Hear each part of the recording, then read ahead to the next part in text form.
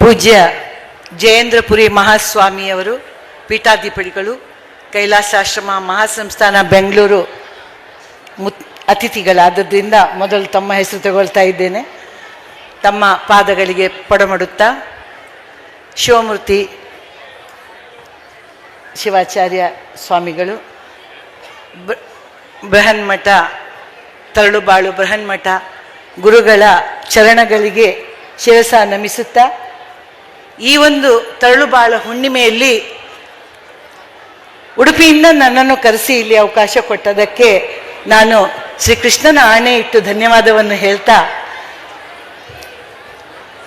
ಎಲ್ಲಿಯ ಮಾಮರ, ಎಲ್ಲಿಯ ಕೋಗಿಲೆ, ಎಲ್ಲಿಯ ಬೆಟ್ಟದ ನಲ್ಲಿಕಾಯಿ, ಎಲ್ಲಿಯ ಸಮುದ್ರದ ಉಪ್ಪು, ಎಲ್ಲಿಯ ರಾಗಿ ಮುದ್ದೆ, ಎಲ್ಲಿಯ ಮೀನಿನ ಕರಾವಳಿ. ಈ ಒಂದು ಸಂಬಂಧವನ್ನು ಬೆಸೆದಿದ್ದರೆ ಅದು ಸ್ವಾಮಿಗಳ ಒಂದು ಕಟಾಕ್ಷ ಹಾಗೂ ಒಂದು ಅವರ ಆಶೀರ್ವಾದ ಅಂತ ನಾನು ಹೃತ್ಪೂರ್ವಕವಾಗಿ ಈ ಒಂದು ಕಾರ್ಯಕ್ರಮಕ್ಕೆ ಬರಲಿಕ್ಕೆ ಬಹಳ ಸಂತೋಷದಿಂದ ನಿನ್ನೆಯಿಂದ ಇಲ್ಲೇ ಬಂದು ಕೂತ್ಕೊಂಡಿದ್ದೀನಿ. ಆ ನಿನ್ನೆಯಿಂದ ಬಂದು ಆ ಬಿಸಿಲಿನ ಊರಿನಿಂದ ಬಂದವಳಿಗೆ ಇಲ್ಲಿ ಸ್ವಲ್ಪ ಥಂಡಿಯಾಗಿ ಸ್ವಲ್ಪ ಗಂಟಲು ಕೆಟ್ಟಿದೆ. ಹೆಚ್ಚೆಲ್ಲ ಒಂದು 8 ವಿಕ್ಸ್ ಚಾಕ್ಲೇಟ್ ತಿಂದಿದ್ದೀನಿ. ನೀವೆಲ್ಲ ಅಂದ್ಕೊಂಡಿರ್ಬೋದು ಮೇಡಮ್ ಏನೋ ತಿಂತಾನೆ ಇದ್ದಾರೆ ಅಂತ. ಹಾಗಲ್ಲ, 8 ವಿಕ್ಸ್ ಚಾಕ್ಲೇಟ್ ತಿಂದಿದ್ದೀನಿ. ಸ್ವರದಲ್ಲಿ ಒಂದು ಸ್ವಲ್ಪ ಮಾಧುರ್ಯ ಕಡಿಮೆ ಆಗಿದೆ. ಅದು ತಾವೆಲ್ಲರೂ ಸಹಿಸಿಕೊಳ್ತೀರಿ ಅನ್ನುವ ಒಂದು ವಿಶ್ವಾಸದಿಂದ ನನ್ನ ಮಾತನ್ನ ಮುಂದುವರಿಸಲಿಕ್ಕೆ ಇಷ್ಟಪಡ್ತಾ ಇದ್ದೀನಿ. ನಿಮ್ಮೆಲ್ಲರಿಂದ ಜೋರಾದ ಚಪ್ಪಾಳೆಯ ನಿರೀಕ್ಷೆಯೊಂದಿಗೆ. ಒಬ್ಬ ಯುದ್ಧಕ್ಕೆ ಹೋಗಿ ಬಂದಿದ್ದಂತೆ ಗುರುಗಳೇ. ಯುದ್ಧಕ್ಕೆ ಹೋಗಿ ಬಂದವನು ಮನೆಗೆ ಬಂದ ಮೇಲೆ ತನ್ನ ಹೆಂಡತಿ ಮಕ್ಕಳ ಮುಂದೆ ಸಾಹಸ ಹೇಳ್ಕೊಡ್ತಾ ಇದ್ದಂತೆ ಊಟ ಮಾಡಬೇಕಾದ್ರೆ. ನಾನು ಯುದ್ಧದಲ್ಲಿ ಒಂದು 14 ಮಂದಿದು ಕೈ ಕಡ್ದೆ, ಒಂದು 20 ಮಂದಿದು ಕಾಲು ಕಡ್ದೆ, ಒಂದು 7-8 ಮಂದಿದು ಕಣ್ಣು ಕಿತ್ತಾಕಿದೆ ಅಂತ ಹೇಳಿದ ಅಂತೆ. ಮಕ್ಕಳು ಊಟ ಮಾಡ್ತಿದ್ದವರು ಬಿಟ್ಟ ಕಣ್ಣಲ್ಲಿ ಅಪ್ಪನನ್ನ ನೋಡ್ತಾ ಇದ್ರಂತೆ. ಯಾಕಂದ್ರೆ ಮಕ್ಕಳು ಅಪ್ಪನ ಮೇಲೆ ಬಹಳ ವಿಶ್ವಾಸ ಮಾಡ್ತಾರೆ, ಮಕ್ಕಳು ನೋಡಿ. ಆದ್ರೆ ಹೆಂಡತಿ ನೋಡಿ ಅವಳು ಅಷ್ಟು ಬೇಗ ವಿಶ್ವಾಸ ಮಾಡೋದಿಲ್ಲ. ಅವಳು ಕೇಳಿದ್ಲಂತೆ ನಿಧಾನವಾಗಿ, ಅಲ್ಲ ಇವ್ರೆ, ಅವಳು ಉಪ್ಪಿನಕಾಯಿಯನ್ನು ಬಡಿಸ್ತಾ ಕೇಳಿದ್ಲಂತೆ, ಅಲ್ಲ ಇವ್ರೆ, ನೀವು ಅಲ್ಲಿ ಯುದ್ಧಕ್ಕೆ ಹೋದವರು ಆ ಕೈ ಕಾಲು ಬೆರಳು ಕಣ್ಣು ಕಟ್ ಮಾಡೋದಕ್ಕಿಂತ ಅವನ ಕುತ್ತಿಗೆ ಕೊಡಿಬಹುದಿತ್ತಲ್ಲ ಶತ್ರು ಇದ್ದು ಅಂತ ಹೇಳುವಾಗ ಅವ್ರು ಹೇಳಿದ್ರಂತೆ, ಆ ಕುತ್ತಿಗೆಯನ್ನು ಮೊದಲೇ ಯಾರೋ ಕಡ್ದಿಟ್ಟಿದ್ರು ಮಾರಾಯ್ತಿ, ಹಾಗಾಗಿ ನಾನು ಕೈ ಕಾಲು ಕಡಿಬೇಕಾಯ್ತು ಅಂತ. ಇವತ್ತು ನನಗೆ ಆಗಿರುವ ಅವಸ್ಥೆ ಇದೆ. ನನ್ನ ಮೊದಲು ಮಾತನಾಡಿದವರೆಲ್ಲರೂ ಸ್ತ್ರೀಯರು ಕತ್ತಿ ಗುಡಾಣಿ ಹಿಡ್ಕೊಂಡು ಸ್ತ್ರೀಪರವಾಗಿ ಮಾತನಾಡಿ ನನಗೆ ಮಾತಾಡ್ಲಿಕ್ಕೆ ಯಾವ ವಿಚಾರವನ್ನು ಉಳಿಸ್ಲಿಲ್ಲ ಗುರುಗಳೇ. ಏನಾದ್ರೂ ಒಂಚೂರು ಬಾಕಿ ಇದ್ರೆ ನಾನು ನಮ್ಮ ಮುದ್ದೆ ಇಡ್ತೇನೆ, ತಾವು ಅದನ್ನ ದಯವಿಟ್ಟು ಸ್ವೀಕರಿಸಬೇಕು, ನನಗೆ ಪ್ರಸಾದ ಕೊಡಬೇಕು ಅಂತ ನಾನು ದಯವಿಟ್ಟು ಕೇಳ್ತಾ ಇದ್ದೀನಿ. ಸ್ನೇಹಿತರೆ, ಸ್ತ್ರೀಪರವಾಗಿ ಮಾತನಾಡೋದು ಅಂದ್ರೆ ಒಂದು ಸವಾಲು. ಒಬ್ಬ ವಾಕಿಂಗ್ ಹೋಗ್ತಾ ಇದ್ದಂತೆ ಗುರುಗಳೇ. ವಾಕಿಂಗ್ ಹೋಗ್ತಾ ಇರ್ಬೇಕಾದ್ರೆ ನಾನು ಹೋಗಿದ್ರೆ ಇಷ್ಟಿರ್ತಿದ್ನ, ಅವನು ಹೋಗ್ತಾ ಇದ್ದಂತೆ.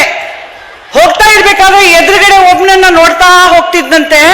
ಆ ಎದುರುಗಡೆ ಅವನು ಇವನಿಗಿಂತ ಒಂದು 5 ಮೀಟರ್ ಮುಂದಿದ್ದ. ಪಟಾಪಟಿ ಟೀ ಶರ್ಟ್ ಹಾಕೊಂಡು ಶೂಸ್ ಹಾಕೊಂಡು ಲಟಪಟ ನಡೀತಾ ಇದ್ದ. ಇವನಿಗೊಂಥರ ಇಜ್ಜತ್ಕ ಸವಾಲಾಯ್ತು. ಅವನು ಅಷ್ಟು ಫಾಸ್ಟ್ ನಡಿಬೇಕಾದ್ರೆ ನಾನು ಅವನನ್ನ ಕ್ರಾಸ್ ಮಾಡಬೇಕು ಅಂತ ಇವನು ಶಕ್ತಿ ಮೀರಿ ನಡಿಲಿಕ್ಕೆ ಶುರು ಮಾಡಿದ.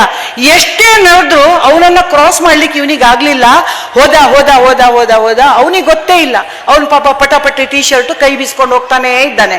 ಇವನಿಗೆ ಮಾತ್ರ ಗೊತ್ತು ಅವನಿಗೆ ಹಿಂದಕ್ಕೆ ಆಗ್ಬೇಕು ಅಂತ. ಹಾಗೆ ಇವನು ಅವನ ಟೀ ಶರ್ಟ್ ನೋಡ್ಕೊಂಡು ಹಿಂದಕ್ಕೆ ಹೋಗ್ತಾ ಹೋದದ್ದೆಲ್ಲಿಗೆ? ಅವನ ಮನೆಗೆ. ಅವನ ಮನೆ ಬಾಗ್ಲಿಗೆ ಅವನು ಹೋಗಿ ಅವನವನ ಪಾಡಿಗೆ ಒಳಗಡೆ ಹೋದ. ಇವನಿಗಾಗ ಜ್ಞಾನೋದಯ ಆಯಿತು. ನಿಂತ್ಕೊಂಡು ನೋಡ್ದ, ಅರೇ ದೇವ್ರೆ, ನಾನು ಏನ್ ಮಾಡಿದೆ ಕೆಲಸ, ನಾನು ಇಲ್ಲಿ ತನಕ ಯಾಕೆ ಬಂದೆ ಅಂತ ಹುಡುಕ್ತಾನೆ ಅವನು. ಮತ್ತೆ ತಲೆ ಕೆರೆದು ಯೋಚನೆ ಮಾಡ್ತಾನೆ, ಹಾಗಾದ್ರೆ ನಾನು ಇವತ್ತು ಕಳ್ಕೊಂಡಾದ್ರೂ ಏನು ಅಂತ. ಅವನನ್ನ ಹಿಂದೆ ಹಾಕುವ ಬರದಲ್ಲಿ ನಾನು ಕಳ್ಕೊಂಡದ್ದಾದ್ರೂ ಏನು ಅಂದ್ರೆ ಏನಿಲ್ಲ. ಆ ಸುಂದರ ಬೆಳಗಿನ ಆ ಒಂದು ಚಂದದ ಉದಯ ಸೂರ್ಯನನ್ನು ನೋಡ್ಲಿಲ್ಲ. ರಸ್ತೆಯಲ್ಲಿ ಆಡ್ತಿರುವಂತಹ ಚಿಲಿಪಿಲಿಯ ಮಕ್ಕಳನ್ನು ನೋಡ್ಲಿಲ್ಲ. ಆ ಗಿಡ ಮರಗಳಲ್ಲಿರುವಂತಹ ಹಕ್ಕಿ ಪಕ್ಷಿಗಳ ಒಂದು ಸುಂದರ ಗಾನವನ್ನು ಕೇಳಲಿಲ್ಲ. ರಸ್ತೆಯಲ್ಲಿ ಸಿಗುವಂತಹ ಅನೇಕರ ಮುಖದಲ್ಲಿರುವ ನಗುವನ್ನು ಗಮನಿಸಲಿಲ್ಲ. ಏನೂ ಮಾಡಲಿಲ್ಲ. ಯಾಕೆ ಮಾಡಲಿಲ್ಲ? ಒಬ್ಬಳನ್ನ ಹಿಂದೆ ಹಾಕುವ ಭರದಲ್ಲಿ ಇವತ್ತು ನಾವು ಮಾಡ್ತಾ ಇರೋದು ಅದೇ. ಒಬ್ಬರನ್ನ ಹಿಂದೆ ತರಬೇಕು ಅನ್ನುವ ಒಂದು ಉದ್ದೇಶದಿಂದ ನಾವು ಎಲ್ಲವನ್ನೂ ತ್ಯಾಗ ಮಾಡಿ ಮುಂದಕ್ಕೆ ನುಗ್ತಾ ಇದ್ದೇವೆ ಸ್ನೇಹಿತರೆ. ಅಗತ್ಯ ಇದೆಯಾ? ನಮ್ಗೆ ಬೇಕಾಗಿರೋದೇನು? ಯಶಸ್ಸು. ಅದನ್ನ ಇನ್ನೊಬ್ಬರನ್ನ ತುಳಿದು ದೂಡಿ ಹಿಂದಕ್ಕೆ ಹಾಕಿ ನಾವು ಮಾಡಬೇಕಾದ ಅವಶ್ಯಕತೆ ಇಲ್ಲ. ಎಲ್ಲ ಸಂತೋಷಗಳನ್ನ, ಎಲ್ಲ ಆನಂದಗಳನ್ನ ಅನುಭವಿಸ್ತಾ ನಾವು ಮುಂದುವರಿಲಿಕ್ಕೆ ಸಾಧ್ಯವಿದೆ ಅನ್ನೋದು ನನ್ನ ಮತ. ಹೌದಾದ್ರೆ ತಾವು ಚಪ್ಪಾಳೆ ತಟ್ಟಬೇಕು. ಸ್ನೇಹಿತರೆ, ನಾನು ನುಡಿಬಾ ಹಬ್ಬಕ್ಕೆ ಬಂದಾಗಲೂ ಈ ಮಾತನ್ನ ಹೇಳಿದ್ದೆ. ಇವತ್ತು ಪುನಃ ನಾನು ಹೇಳಲಿಕ್ಕೆ ಇಷ್ಟಪಡ್ತಾ ಇದ್ದೇನೆ. ಶ್ರೀರಾಮಚಂದ್ರ ತುಂಬಾ ಹಠ ಮಾಡ್ತಿದ್ದಂತೆ. ಮಗು ಅಂದ್ಮೇಲೆ ಎಲ್ಲಾ ಮಕ್ಕಳು ಒಂದೇ. ಬಹಳ ಹಠ ಮಾಡ್ತಿದ್ದಂತೆ. ಮಗು ಹಠ ನಿಲ್ಲಿಸ್ಲೇ ಇಲ್ಲ. ಯಾರು ಏನು ಕಸರತ್ತು ಮಾಡಿದ್ರು ಹಠ ನಿಲ್ಲಿಸ್ಲೇ ಇಲ್ಲ. ನಿಮ್ಗೆಲ್ರಿಗೂ ಗೊತ್ತು, ಅಲ್ಲಿ ಒಬ್ಳು ಕುರೂಪಿ ಮಂಥರೆ ಅಂತ ಇದ್ಲು. ಕೈಕೇಯಿ ಜೊತೆ ಅವಳ ತಾಯಿ ಮನೆಯಿಂದ ಮಂಥರೆ ಬಂದಿದ್ಲು. ಆ ಮಂಥರೆ ಒಂದು ಕನ್ನಡಿಯನ್ನ ತಂದು ಶ್ರೀರಾಮನಿಗೆ ತೋರಿಸಿದ್ಲಂತೆ. ನೋಡು ಮಗು, ಇದರಲ್ಲಿರುವ ಒಂದು ಚಂದ್ರನನ್ನ ನೋಡು ಅಂತ ನೋಡುವಾಗ ಆ ಪುಟ್ಟ ಶ್ರೀರಾಮ ಆ ಕನ್ನಡಿಯನ್ನ ನೋಡಿ ಕಿಲಕಿಲನೆ ನಕ್ಕು ಬಿಟ್ಟನಂತೆ. ಆ ಪುಟ್ಟ ಶ್ರೀರಾಮ ಕನ್ನಡಿಯನ್ನ ನೋಡಿ ಕಿಲಕಿಲನೆ ನಕ್ಕ ಕೂಡಲೇ ಇಡೀ ಪ್ರಜೆಗಳಿಗೆಲ್ಲ ಸಂತೋಷವಾಯಿತು, ರಾಜ ಪರಿವಾರಕ್ಕೆಲ್ಲ ಸಂತೋಷ ಆಯಿತು. ಸಂತೋಷದ ಅಲೆಯಲ್ಲಿ ಹರಿಲಿಕ್ಕೆ ಶುರುವಾಯಿತು. ಇಡೀ ರಾಜ ಪರಿವಾರಗಳು ಮಂಥರೆಯನ್ನ ಅಭಿನಂದಿಸ್ಲಿಕ್ಕೆ ಶುರು ಮಾಡಿದ್ರು. ಆದ್ರೆ ಕೆಲವು ಹೊಟ್ಟೆ ಕಿಚ್ಚಿನ ಮನುಷ್ಯರಲ್ಲಿ ಇದ್ದವರು ಅವ್ರೇನ್ ಹೇಳಿದ್ರಂದ್ರೆ, ಮಂಥರೆಯನ್ನೇ ನೋಡಿದ್ರು ಹೊಟ್ಟೆ ಕಿಚ್ಚಿನಲ್ಲಿ. ಮಂಥರೆ ನಿಧಾನವಾಗಿ ಗೂನುವೆನ್ನ ಹಿಡ್ಕೊಂಡು ಆ ಶ್ರೀರಾಮನನ್ನ ಅಪ್ಪಿ ಹಿಡಿಯಲಿಕ್ಕೆ ಬಂದ್ಲು. ಆಗ ಹೊಟ್ಟೆ ಕಿಚ್ಚಿನ ಮನುಷ್ಯರು ಹೇಳಿದ್ರು, ಮುಟ್ಬೇಡ, ಮುಂದೆ ರಾಜನಾಗಬೇಕಾಗಂತ ಹುಡುಗ ಅವನು, ನೀನು ಕುರೂಪಿ, ಅವನನ್ನ ಮುಟ್ಟಬಾರ್ದು, ನೀನು ಅನಿಷ್ಟ ಅಂತ ಹೇಳಿದ್ರು. ಮಂಥರೆ ಹಿಂದಕ್ಕೆ ಸರಿದ್ಲು. ಸರಿವಾಗ ಹೀಗೆ ಸರಿಲಿಲ್ಲ. ಅಪಮಾನದ ಬೆಂಕಿಯನ್ನು ತನ್ನ ಹೊಟ್ಟೆಯಲ್ಲಿ ತುಂಬಿಕೊಂಡು ಧಗಧಗನೆ ಉರಿಯುತ್ತಾ ಹಿಂದಕ್ಕೆ ಸರಿದ್ಲು. ಸ್ನೇಹಿತರೆ, ಹಿಂದೆ ಸರಿದವಳು ಹಾಗೆ ನಿಲ್ಲಿಲ್ಲ. ಕೈಕೇಯಿಯ ಕಿವಿಯನ್ನ ಸಾಧ್ಯವಾದಷ್ಟು ಊದಿದ್ಲು. ಎಷ್ಟು ಸಾಧ್ಯವಾದಷ್ಟು ಊದಿದ್ಲು. ಇಡೀ ರಾಮಾಯಣಕ್ಕೆ ಕಾರಣವಾಯಿತು ಮಂಥರೆಯ ಅವಮಾನ ಮತ್ತೆ ಕೈಕೇಯಿಯ ಕಿವಿ ಊದುವಿಕೆ. ನಮಗೆ ಇಂಥ ಮಂಥರೆಯರು ಪ್ರಪಂಚದಲ್ಲಿ ಬೇಕೇ? ನಮ್ಗೆ ಇಂಥ ಕೈಕೇಯಿಯರು ಪ್ರಪಂಚದಲ್ಲಿ ಬೇಕೇ? ಇದ್ಯಾಕೆ ಆಯ್ತು? ಇದ್ಯಾಕಾಯ್ತಂದ್ರೆ, ಒಬ್ಬ ಮನುಷ್ಯ ಇನ್ನೊಬ್ಬ ಮನುಷ್ಯನಿಗೆ ಗೌರವ ಕೊಡದೆ ಮಾಡಿದ ಅಪಮಾನದ ಬೆಂಕಿ ಇಡೀ ರಾಮಾಯಣಕ್ಕೆ ಕಾರಣ ಆಯಿತು ಸ್ನೇಹಿತರೆ. ಹಾಗಾದ್ರೆ ನಾನು ನೀರು ಕುಡಿತಾ ಇದ್ದೀನಿ ಅಂತ ನಿಲ್ಲಿಸ್ತೀನಿ ಅಂತ ತಿಳ್ಕೊಳ್ಬೇಡಿ. ಆ ಆಸೆನೇ ಬಿಟ್ಟು ಬಿಡಿ ನೀವು. ನಮ್ಮನ್ನು ಮಾತೆ ಅಂತ ಕರೆಯುವುದೇ ಮಾತು ಜಾಸ್ತಿ ಅಂತ, ಇವರನ್ನೆಲ್ಲ ಪಿತ ಅಂತ ಕರೆಯುವುದೇ ಒಂಚೂರು ಪಿತ್ತ ಜಾಸ್ತಿ ಅಂತ. ಅಂಥದ್ರಲ್ಲಿ ಬೈಕ್ ಬೇರೆ ಕೊಟ್ಟಿದ್ದಾರೆ, ನಿಲ್ಲಿಸ್ತೇನೆ ನಾನು. ಸ್ನೇಹಿತರೆ, ಇಂಥ ಮಂಥರೆಗಳು ನಮ್ಗೆ ಬೇಕಾಗಿಲ್ಲ. ನಾವು ಮಾಡಬೇಕಾದದ್ದು ಇಷ್ಟೇ, ಇನ್ನೊಬ್ಬರಲ್ಲಿರುವಂತಹ ಗುಣವನ್ನ ಗುರುತಿಸಿ ನಾವು ಅವರಿಗೆ ನಿರಂತರವಾಗಿ ಬೆನ್ನು ತಟ್ಟುವ ಪ್ರೋತ್ಸಾಹವನ್ನು ಯಾವ ರೀತಿ ನಮ್ಮ ಜಗದ್ಗುರುಗಳು ಎಲ್ಲಿಯೋ ಇದ್ದ ಒಂದು ಸಾಮಾನ್ಯ ಗೃಹಿಣಿಗೆ ಇಲ್ಲಿ ಕರೆದು ಮಾತನಾಡಲಿಕ್ಕೆ ಅವಕಾಶ ಕೊಟ್ಟಿದ್ದಾರೋ, ಅದೇ ರೀತಿ ನಿಮ್ಮ ಸುತ್ತಮುತ್ತ ಇರುವಂತಹ ಅನೇಕ ಪ್ರತಿಭೆಗಳನ್ನ ನೀವು ಬೆನ್ನು ತಟ್ಟಿ ಪ್ರೋತ್ಸಾಹಿಸಿದ್ರೆ ಎಲ್ಲಿಯೂ ಮಂಥರೆಯೂ ತಯಾರಾಗೋದಿಲ್ಲ, ಎಲ್ಲಿಯೂ ಕೈಕೇಯಿಯೂ ತಯಾರಾಗೋದಿಲ್ಲ. ನಮ್ಮ ಸುತ್ತಮುತ್ತ ಅನೇಕ ಪ್ರತಿಭೆಗಳಿವೆ. ನೀವು ಬೇಕಾದ್ರೆ ನೋಡಿ, ಒಂದು 7-8 ಜನ ಹೆಂಗಸರು ಒಂದು ಎಂಥದೋ ಸ್ವಸಹಾಯ ಯೋಜನೆದು ಮೀಟಿಂಗಿಗೋ ಅಲ್ಲಿಗೋ ಇಲ್ಲಿಗೋ ಹೋಗಿರ್ತಾರೆ. ಅಲ್ಲಿ ಹೋದಾಗ ಪಕ್ಕದವಳ ಹತ್ರ ಹೇಳೋದು, ಇವತ್ತು ಮೀಟಿಂಗಿಗೆ ಸುಶೀಲಕ್ಕ ಬಂದಿದ್ಲು, ನಾನು ಅವಳ ಹತ್ರ ಮಾತಾಡ್ಲೇ ಇಲ್ಲ. ಯಾಕೆ? ಇಲ್ಲ, ಮಾತಾಡ್ಲಿಲ್ಲ ನಾನು. ಯಾಕೆ ಮಾತಾಡ್ಲಿಲ್ಲ? ನಂಗೆ ಅವಳನ್ನ ಕಂಡ್ರೆ ಆಗೋದಿಲ್ಲ. ಯಾಕಾಗೋದಿಲ್ಲ? ಯಾಕಾಗೋದಿಲ್ವ, ನನಗೆ ಮರ್ತೇ ಹೋಗಿದೆ. ಯಾಕಾಗೋದಿಲ್ಲ ಅನ್ನೋದು ಮರ್ತೋಗುವ ಮಟ್ಟಕ್ಕೆ ಬಂದಿದ್ದೇವೆ. ಆದ್ರೆ ಅವರನ್ನ ನಾವು ಕಂಡ್ರೆ ಆಗೋದಿಲ್ಲ. ಸ್ನೇಹಿತರೆ, ನಾನೊಂದು ಸ್ಕೂಟರ್ ಬಿಡ್ತೇನೆ, ನೀವು ನಂಬೋದು ಬಿಡೋದು ನಿಮ್ಮಿಷ್ಟ. ನಾನೊಂದು ಸ್ಕೂಟರ್ ಬಿಡ್ತೇನೆ. ಕೆಲವೊಮ್ಮೆ ಅದು ಹ್ಯಾರಿ ಪಾಟರ್ ಗಾಳಿಯಲ್ಲಿ ಹೋದಾಗ ಕಾಣಿಸ್ತದೆ, ಕೆಲವೊಮ್ಮೆ ಗಣಪತಿ ಬಪ್ಪ ಇಲಿ ಮೇಲೆ ಕೂತ್ಕೊಂಡು ಹೋದಂಗೂ ಕಾಣಿಸ್ತದೆ.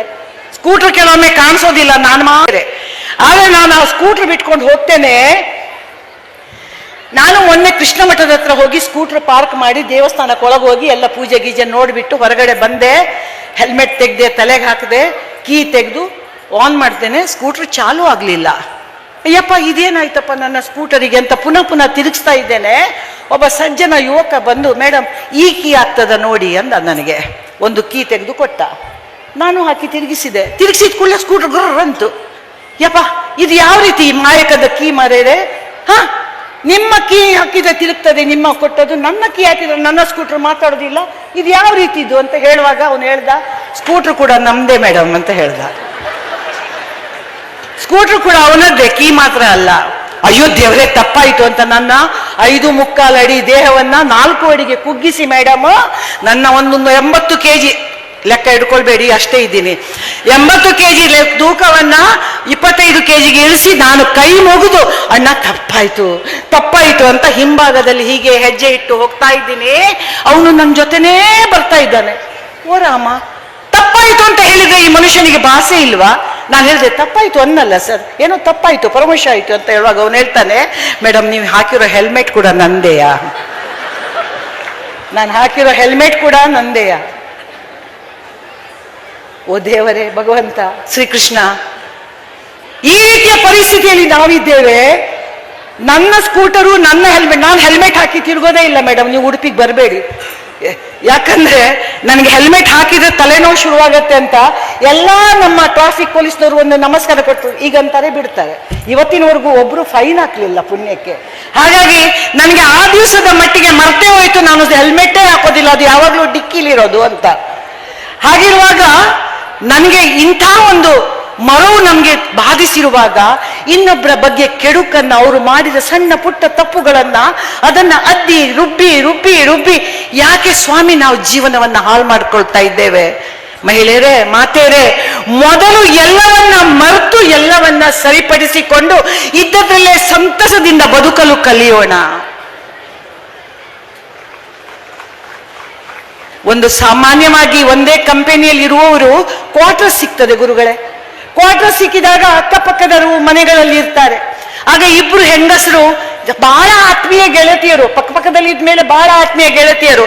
ಆದ್ರೆ ಒಳಗೆ ಅವಳನ್ಕಂಡ್ರೆ ಇವಳಿಗಾಗುದಿಲ್ಲ, ಇವಳನ್ಕಂಡ್ರೆ ಅವಳಿಗಾಗುದಿಲ್ಲ. ಯಾಕಂದ್ರೆ ಒಂದೇ ಹುದ್ದೆಯಲ್ಲಿರುವವರು ಗಂಡಸರು, ಹೆಚ್ಚಾಗಿ ಒಂದೇ ಹುದ್ದೆಯಲ್ಲಿ ಇರ್ತಾರೆ, ಒಂದೇ ಸಂಬಳ ತಗೊಳ್ತಾಳೆ. ಇವಳು ಗಂಡನ ಹತ್ರ ಹೇಳೋದು, ನಿಮ್ಗೆ ಗೊತ್ತೇನ್ರಿ ಅವಳು ಶೀಲ ಇದ್ದಾಳಲ್ಲ, ಅವಳ ಗಂಡ ಅವಳಿಗೆ ನಿನ್ನೆ ಒಂದು ವಜ್ರದ ನೆಕ್ಲೆಸ್ ತಂದ್ರಂತೆ. ಹೌದಾ? ನೀವು ಇದ್ದೀರಿ. ಸ್ವಲ್ಪ ಸಮಯ ಹೋಯ್ತು, ನೋಡಿದ್ರ ಅವಳ ಗಂಡ ಕಾರ್ ತಗೊಂಡ. ಹೌದಾ? ಹೌದು, ನೀವು ಇದ್ದೀರಿ. ಸ್ವಲ್ಪ ಸಮಯ ಆಯ್ತು, ನಿಮ್ಗೆ ಗೊತ್ತಾ ಶೀಲನ್ ಗಂಡ ಊರಲ್ಲಿ ಒಂದು ಜಮೀನ್ ತಕೊಂಡಿದಾರಂತೆ. ಹೌದಾ? ಹೌದು, ನೀವು ಇದ್ದೀರಿ. ಸ್ವಲ್ಪ ಸಮಯ ಆಯ್ತು, ನಿಮ್ಗೆ ಗೊತ್ತೇನ್ರಿ ಶೀಲನ್ ಗಂಡ ಆಕ್ಸಿಡೆಂಟ್ ಅಲ್ಲಿ ತೀರಿ ಹೋದ್ರಂತೆ. ಹೌದಾ? ನಂಗೆ ಗೊತ್ತಿತ್ತು ಹಾಗೇನಾದ್ರು ಕಂಟಾಗತ್ತೆ ಅವನಿಗೆ ಅಂತ. ಹೌದು, ನೀವು ಇದ್ದೀರಿ. 10 ಲಕ್ಷ ಬಂದಿದೆಯಂತೆ. 10 ಲಕ್ಷ ಇನ್ಶೂರೆನ್ಸ್ ಬಂದಿದೆಯಂತೆ. ನೀವು ಇದ್ದೀರಿ, ನೀವು 1 ಲಕ್ಷನೂ ಮಾಡಿಲ್ಲ ಇನ್ಶೂರೆನ್ಸ್. ಇಂಥ ಒಂದು ಕಂಪ್ಯಾರಿಸನ್ ಅಲ್ಲಿ ನಾವು ಬದುಕ್ತಾ ಇರಬೇಕಾದ್ರೆ ಸ್ನೇಹಿತರೆ, ನೀವು ಒಮ್ಮೆ ಚಿಂತನೆ ಮಾಡಿ, ನಾನು ಇವರು ಒಂದೇ ಸಂಬಳ ತಗೊಳ್ತಾ ಇರ್ಬೋದು, ಆದ್ರೆ ಅವರಿಗಿರುವ ಜವಾಬ್ದಾರಿ ನನಗಿಲ್ಲದೆ ಇರ್ಬೋದು. ನಾನು ನನ್ನ ಮಕ್ಕಳು, ನನ್ನ ಹೆಂಡತಿ, ನನ್ನ ಒಂದು ಪುಟ್ಟ ಸಂಸಾರದಲ್ಲಿ ಯಾವ ಜವಾಬ್ದಾರಿಯನ್ನು ತೆಗೆದುಕೊಳ್ಳದೆ ನಾನು ಬದುಕ್ತಾ ಇರಬಹುದು. ಆದ್ರೆ ಆ ಪಕ್ಕದ ಮನೆಯ ಗಂಡಸು ತನ್ನ ಅಕ್ಕ ತಂಗಿಯರಿಗೆ ಮದುವೆಯನ್ನ ಮಾಡಿ, ಅಪ್ಪ ಅಮ್ಮನ ಒಂದು ರೋಗಿಷ್ಠ ಅಪ್ಪ ಅಮ್ಮನಿಗೆ ಸಲಹಿಕೊಂಡು ತನ್ನ ಮಕ್ಕಳಿಗೆ ವಿದ್ಯಾಭ್ಯಾಸ ಕೊಟ್ಟು, ಆ ಕಡೆ ಈ ಕಡೆ ಕಷ್ಟದಲ್ಲಿರುವ ಕುಟುಂಬಸ್ಥರಿಗೆ ಸಹಾಯ ಮಾಡಿ, ತನ್ನ ಸಂಬಳದಲ್ಲಿರುವ ಅರ್ಧಕ್ಕಿಂತಲೂ ಜಾಸ್ತಿ ಅಲ್ಲಿ ವ್ಯಯಿಸಿಕೊಂಡು ಸಂಸಾರ ತುಗಿಸಬಹುದು. ಹಾಗಿರುವಾಗ ಅವನು ಏನ್ ಮಾಡ್ಲಿಕ್ಕೆ ಸಾಧ್ಯ? ಈ ಶೀಲನ ಗಂಡನ ರೀತಿ ಮಾಡ್ಲಿಕ್ಕೆ ಆಗ್ತದೆ? ನಮ್ಮ ಗಂಡನ ಪರಿಸ್ಥಿತಿಯನ್ನು ಅರಿತುಕೊಂಡು ನಾವು ಬಾಳಿ ನಾವು ಅವರಿಗೆ ಸಹಕಾರ ಕೊಡ್ತಾ ಇದ್ರೆ ಖಂಡಿತವಾಗಿಯೂ ನಂದ ಗೋಕುಲ ಅಲ್ವೇ ಮನೆ ಮನೆ. ನಾವು ಸ್ತ್ರೀ ಸಮಾನತೆಯ ಹಕ್ಕುಗಳನ್ನ ಬೇಡುವ ಮೊದಲು ಹಕ್ಕು ಮತ್ತು ಕರ್ತವ್ಯ ಅನ್ನುವ ಒಂದು 2 ಇದೆ. ನಾವು ನಮ್ಮ ಕರ್ತವ್ಯಗಳನ್ನು ಮೊದಲು ಮಾಡೋಣ, ಹಕ್ಕು ತನ್ನಿಂದ ತಾನೇ ಬರ್ತಾ ಇದೆ. ಮಕ್ಕಳಿಗೆ ಯಾವಾಗ ಅವರು ಹೇಳಿದ್ರು, ನಾಗಶ್ರೀ ಅವರು, ಮಕ್ಕಳು ನಮ್ಮನ್ನು ನೋಡಿ ಕಲಿಯೋದು ಅಂತ. ಖಂಡಿತವಾಗಿಯೂ ಹೌದು. ಒಂದು ಹಳ್ಳಿ ಕಟ್ಟೆಯಲ್ಲಿ, ನಿಮ್ಗೆಲ್ರಿಗೂ ಗೊತ್ತಿರ್ಬೋದು, ಹಳ್ಳಿ ಕಟ್ಟೆಯಲ್ಲಿ ಸಂಜೆ ಮುಂದೆ ಟಿವಿ ನೋಡದ ಗಂಡಸರು ಕೂತ್ಕೊಂಡು ಪಟ್ಟಾಂಗ ಹೊಡಿತಾರೆ ಮೇಡಮ್. ಆಗ ಇಬ್ರು ಗಂಡಸರು ಮಾತಾಡ್ತಾ ಇರ್ಬೇಕಾದ್ರೆ ಒಬ್ಬ ಮುದುಕ ಹೋಗ್ತಾ ಇದ್ನಂತೆ. ಆಗ ಪಕ್ಕದಲ್ಲಿದ್ದವ ಹೇಳಿದ್ನಂತೆ, ನೋಡು ನಿನ್ನ ಅಪ್ಪ ಹೋಗ್ತಾ ಇದ್ದಾರೆ ಅಂತ. ಇವನು ಬೀಡಿ ಸೇರ್ತಾ ಇದ್ದವನು ಬೀಡಿ ಎಳಿತಾ ಎಲ್ಲಿ ನನ್ನಪ್ಪ ಮುದುಕ ಬರೇ ಕಸಬಿಲ್ಲ, ಹೊರಗೆಲ್ಲ ತಿರ್ಗಾಡೋದು, ಅಲ್ಲಿ ಹೋಗೋದು ಇಲ್ಲಿ ಓಡೋದು, ಮನೇಲಿ ಕೂತ್ಕೊಂಡು ಬಿದ್ಕೊಂಡಿರ್ಬಾರ್ದ, ನನ್ನ ಹೆಂಡತಿ ಅವನಿಗೆ ಟೈಮಿಗೆ ಏನಾದ್ರು ಮಾಡಿ ಹಾಕೋದಿಲ್ವಾ, ನೋಡಿ ಕಸಬಿಲ್ಲ ಮುದುಕನಿಗೆ ಅಂತ ಬೀಡಿ ಸೇರ್ತಾ ಹೇಳ್ತಾ ಇದ್ನಂತೆ. ಸಂಜೆ 4:15 ಆಯ್ತು, ಸ್ಕೂಲ್ ಬಿಟ್ಟ ತಕ್ಷಣ ಸ್ವಲ್ಪ ಮಕ್ಕಳು ಬಂದ್ರು, ಚಂದದ ಮಕ್ಕಳು ಬರ್ತಾ ಇರ್ಬೇಕಾದ್ರೆ ಅದೇ ಸ್ನೇಹಿತ ಹೇಳ್ತಾನೆ, ನೋಡಪ್ಪ ನಿನ್ನ ಮಗ ಬಂದ ಅಂತ ಹೇಳಿದಾಗ ಇವನ ಕೈಯಲ್ಲಿರುವ ಬೀಡಿಯನ್ನ ನೆಲಕ್ಕೆ ಬಿಸಾಡಿ ಕಾಲಿಂದ ಉಜ್ಜಿ, ಎಲ್ಲಿ ನನ್ನ ಮಗ, ನಾನು ಬೀಡಿ ಎಳೆಯೋದನ್ನು ನೋಡಿದ್ನ ಅಂತ ಕೇಳಿದ್ನಂತೆ.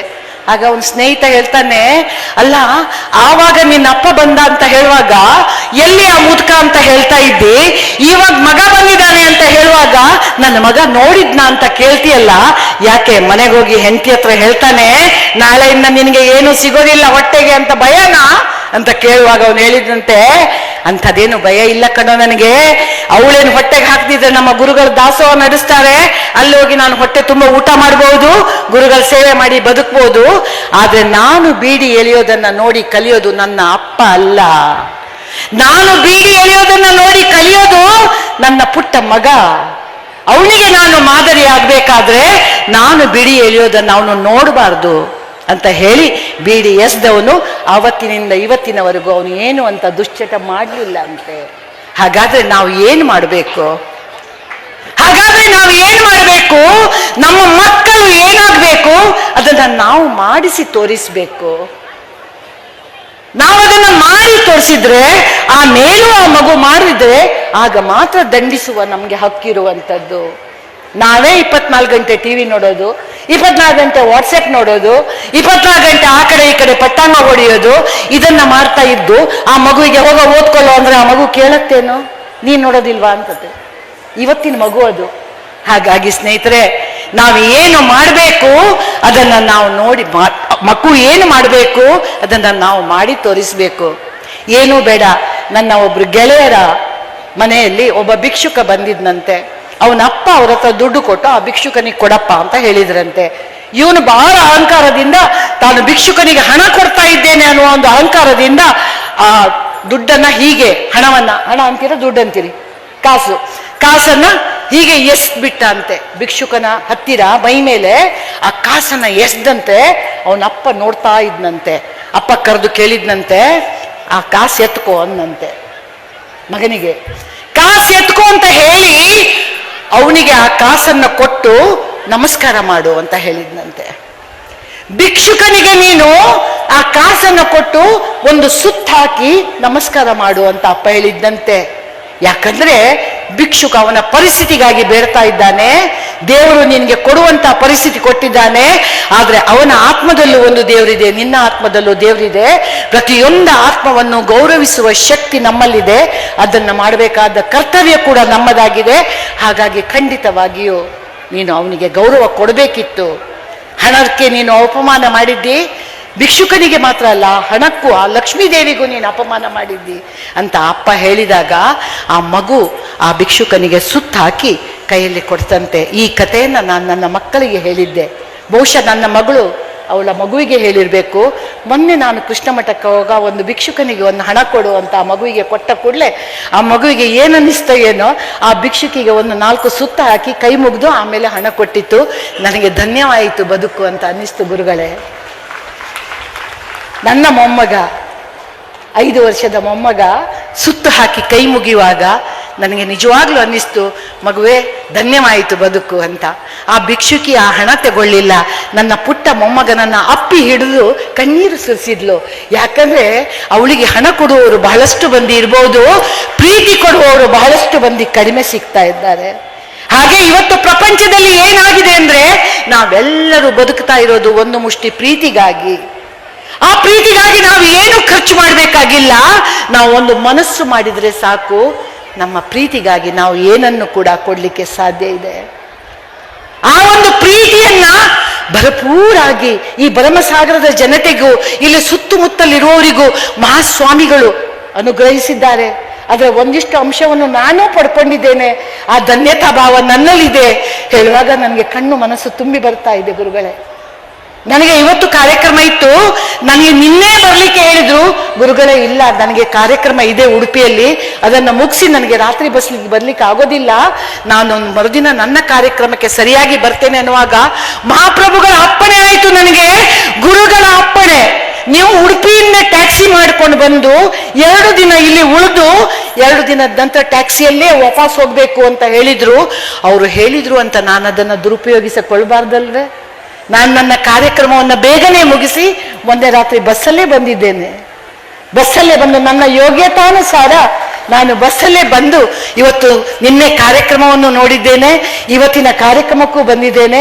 ನಾಳೆ ರಾತ್ರಿಯ ಬಸ್ಸಲ್ಲಿ 3 ದಿನ ನಿಮ್ಮ ತರಳುಬಾಳು ಮಠದಲ್ಲಿ ಕಳೆಯುವ ಒಂದು ಸೌಭಾಗ್ಯವನ್ನು ಭಗವಂತ ಶ್ರೀಕೃಷ್ಣ ಪರಮಾತ್ಮ, ಮಂಜುನಾಥ ಸ್ವಾಮಿ ಮುಖ್ಯ ಪ್ರಾಣ ಹಾಗೂ ಇಲ್ಲಿಯ ಮಠದ ದೇವರು ನನಗೆ ಅನುಗ್ರಹಿಸಿದ್ದಾರೆ ಅಂತ ತಿಳ್ಕೊಂಡು ಆಶೀರ್ವಾದ ಪೂರ್ವಕವಾಗಿ ಹೋಗ್ತಾ ಇದ್ದೇನೆ ಗುರುಗಳೇ. ಧನ್ಯವಾಯಿತು ಬದುಕು, ಧನ್ಯವಾಯಿತು ಬದುಕು ಅಂತ ಹೇಳ್ತಾ, ಈ ನಾನು ಆವಾಗಲೇ ಹೇಳಿದ ಹಾಗೆ ಹಳ್ಳಿ ಕಟ್ಟೆಯ ಮೇಲೆ ಕೂತಂತಹ ಮನುಷ್ಯರು ಮಾತಾಡುವಾಗ ಸ್ವಲ್ಪ ವಯಸ್ಸಾದವರು ಒಂದು ಸಾಮಾನ್ಯವಾಗಿ ಕೇಳುವ ಪ್ರಶ್ನೆ ಏನಪ್ಪಾ ಅಂದ್ರೆ, ನಿನ್ನ ಮಕ್ಕಳು ಏನ್ ಮಾಡ್ತಾರೆ ಅಂತ. ಸಾಮಾನ್ಯವಾಗಿ ಈಗ ಎಲ್ರಿಗೂ ಕುತೂಹಲ ಏನಂದ್ರೆ ಮಕ್ಕಳು ಏನ್ ಮಾಡ್ತಾರೆ ಅಂತ. ಮೊದಲು ನಾವು ಹೋಮ್ವರ್ಕ್ ಮಾಡಿದ್ರು ಅಪ್ಪ ಅಮ್ಮನಿಗೆ ಗೊತ್ತಾಗ್ತಿರ್ಲಿಲ್ಲ. ನಾವೇನೋ ಒಂದು ಕ್ಲಾಸ್ನಲ್ಲಿ ಫಸ್ಟ್ ಬಂದು ಒಂದು ಡಬ್ಬಿಯೋ ತಟ್ಟೆಯೋ ವಾಟೆಯೋ ಹಿಡ್ಕೊಂಡು ಬಂದ್ರೆ, ಫಸ್ಟ್ ಅದರಲ್ಲೇ ನಾಳೆಯಿಂದ ಕಾಫಿ ಕೊಡಿ ಅಂತ ಹೇಳ್ತಿದ್ರು, ಮುಗೀತು. ನಮ್ಗೇನು ಅಭಿನಂದನೆ ಇಲ್ಲ, ಏನೂ ಇಲ್ಲ. ಹಾಗಿರುವಾಗ ಈ ಒಂದು ಹಳ್ಳಿ ಕಟ್ಟೆ ಮೇಲೆ ಕೂತಿದ್ದವರು ಹೇಳಿದ್ರು, ನಿಮ್ಮ ಮಕ್ಕಳು ಏನ್ ಮಾಡ್ತಾರೆ ಅಂತ.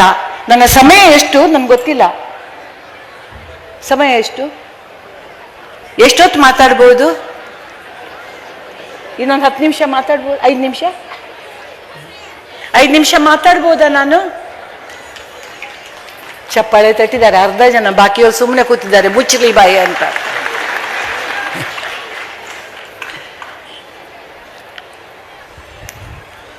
ಆಗ ಮಕ್ಕಳು ಏನ್ ಮಾಡ್ತಾರೆ ಅಂತ ಹೇಳುವಾಗ ಅವನು ಹೇಳ್ತಾನೆ, ನನ್ನ ದೊಡ್ಡ ಮಗ ಇಂಜಿನಿಯರಿಂಗ್ ಆಗಿದೆ, ಅವನಿನ್ನು MS ಮಾಡ್ತಾನಂತೆ, ಅಮೆರಿಕಾಕ್ಕೆ ಹೋಗ್ತಾನಂತೆ, ಅದಕ್ಕೆ ಪ್ರಯತ್ನ ನಡೀತಾ ಇದೆ.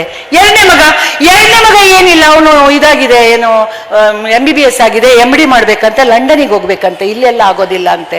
ಮೂರನೇ ಮಗನ ಅಲ್ಲಿ ಒಂದು ಕಿರಾಣಿ ಅಂಗಡಿ ಇಟ್ಕೊಂಡಿದ್ದಾನೆ, ನಮ್ಮ ಊರಲ್ಲಿ ಅಲ್ಲಿ ಒಂದು ಕಿರಾಣಿ ಅಂಗಡಿ ಇಟ್ಕೊಂಡಿದ್ದಾನೆ, ನಮ್ಮ ಜೊತೆನೆ ಇದ್ದಾನೆ. ನಾಚಿಕೆ ಆಗೋದಿಲ್ಲ ನಿನಗೆ? ಮೊದಲನೇ ಮಗ ಅಮೆರಿಕ ಹೋಗ್ತಾನೆ, ಎರಡನೇ ಮಗ ಲಂಡನಿಗೆ ಹೋಗ್ತಾನೆ, ಮೂರನೇ ಮಗ ಇಲ್ಲಿ ಕಿರಾಣಿ ಅಂಗಡಿ ಇಟ್ಕೊಂಡು ಕೂತಿದ್ದಾನೆ. ನಾಚಿಕೆ ಆಗೋದಿಲ್ವಾ? ಅವನಿಗೊಂದು ದುಬೈಗೋ ಎಲ್ಲಾದ್ರೂ ಕಳ್ಸು, ಒಂದಿಷ್ಟು ದುಡ್ಡು ಮಾಡಿ ಬರ್ಲಿ, ಅವನು ಇಲ್ಲಿ ಕೂತ್ಕೊಂಡು ಏನ್ ಮಾಡೋದು, ಅವನು ಕಳ್ಸೋನಿಗೆ ಅಂತ ಹೇಳುವಾಗ ಇವನು ಹೇಳ್ತಾನೆ, ಆಗೋದಿಲ್ಲ.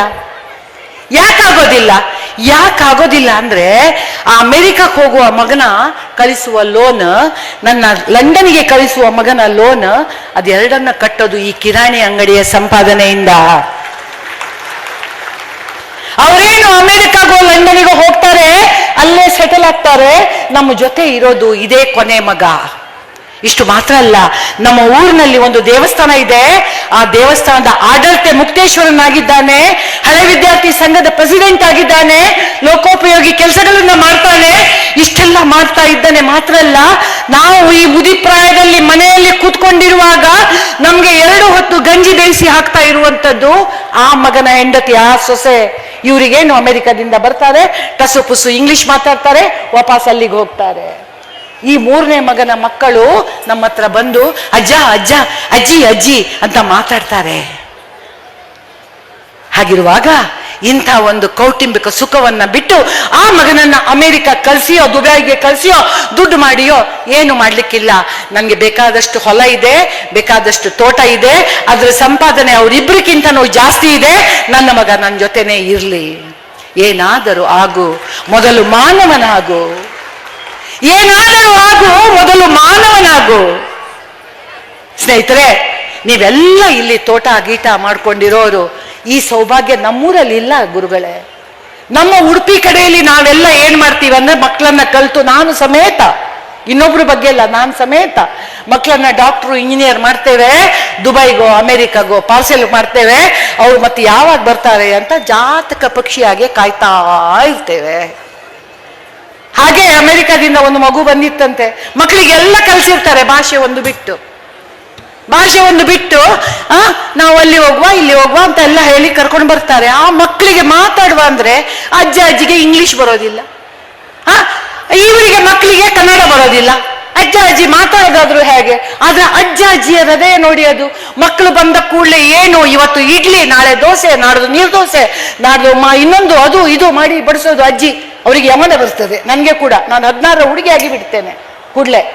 ಹಾಗೆ ಅಜ್ಜಿಯವರು ಬಡಿಸ್ತಾ ಇರ್ಬೇಕಾದ್ರೆ ಮಕ್ಕಳು ಗಪ ಗಪ ತಿಂತಾವೆ. ತಿನ್ನದೆ ಅಲ್ಲಿ ಪಾರೇಜ್ ತಿಂದು ಬದುಕಿದವು. ಇಲ್ಲಿ ರುಚಿ ರುಚಿಯಾದ ತಿಂಡಿಗಳು ಅವುಗಳಿಗೆ ಬೇಡ ಆಗಿದೆಯಾ? ಚಿತ್ರಾನ್ನ, ಅದು ಇದು ವೆರೈಟಿ ತಿಂಡಿಗಳು. ನಾನು 3 ದಿನದಿಂದ ಮಠದಲ್ಲಿ ವೆರೈಟಿ ತಿಂದು 2 kg ಜಾಸ್ತಿ ಆಗಿದ್ದೇನೆ. ಹಾಗಿರ್ಬೇಕಾದ್ರೆ ಈ ಮಕ್ಕಳು ತಿನ್ನುವಾಗ ಅಜ್ಜಿಗೆ ಆಸೆ ಆಯ್ತು ಮೊಮ್ಮಕ್ಕಳ ಹತ್ರ ಮಾತಾಡ್ಬೇಕಂದ್ರೆ ಭಾಷೆ ಬರೋದಿಲ್ಲ. ಭಾಷೆ ಬರ್ದಿದ್ದಾಗ ಏನ್ ಮಾಡ್ಬೇಕು? ಆದ್ರೂ ಕೈ ಕಟ್ಟಿ ನೋಡ್ತಾ ಸಂತೋಷದಿಂದ ಇದ್ದ ಅಜ್ಜಿ ಒಮ್ಮೆ ಬಾಯಿ ತಪ್ಪಿ ಬಂತು. ಯಾಕಂದ್ರೆ ಮಾತೆ ನೋಡಿ, ಮಾತು ಜಾಸ್ತಿ. ಬಾಯಿ ತಪ್ಪಿ ಬಂತು. ಕುಂದಾಪುರದ ಅಜ್ಜಿ, ಕುಂದಾಪುರದ ಭಾಷೆ ಒಂದು ಸ್ವಲ್ಪ ವಿಶಿಷ್ಟ. ಲಾಯ್ಕಿತ್ತ ಮಗ ಅಂತ. ಲಾಯ್ಕಿತ್ತ ಮಗ ಅಂದ್ರೆ ಚೆನ್ನಾಗಿದೆಯ ಮಗ ಅಂತ ಅದು. ಆಗ ಅದು ಅಮೆರಿಕಾದ ಮಗು ಹೇಳ್ತಂತೆ, ಎಸ್ ಗ್ರಾಮ ಐ ಲೈಕ್ ಇಟ್ ಅಂತ. ಕುಂದಾಪುರದ ಅಜ್ಜಿ ಲಾಯ್ಕಿತ್ತ ಮಗ ಅಂತ ಕೇಳಿದ್ದು ಅಮೆರಿಕದ ಮಗುವಿಗೆ ಅದು ಇಂಗ್ಲಿಷಿನಂತೆ ಕೇಳಿಸ್ತು. ಅದು ಹೇಳ್ತಂತೆ ಎಸ್ ಗ್ರಾಮ ಐ ಲೈಕ್ ಇಟ್ ಅಂತ ಹೇಳ್ತಂತೆ.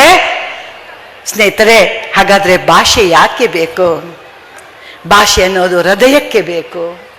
ನಾವು ಮೊದಲು ಹೃದಯದ ಭಾಷೆಯನ್ನು ಅರಿಯೋಣ. ವೈಷ್ಣವ ಜನತೋ ತೇನೆ ಕೈಯೇ ಪೀಡೆ ಪರಾಯೇ ಜಾಣೆ ರೇ.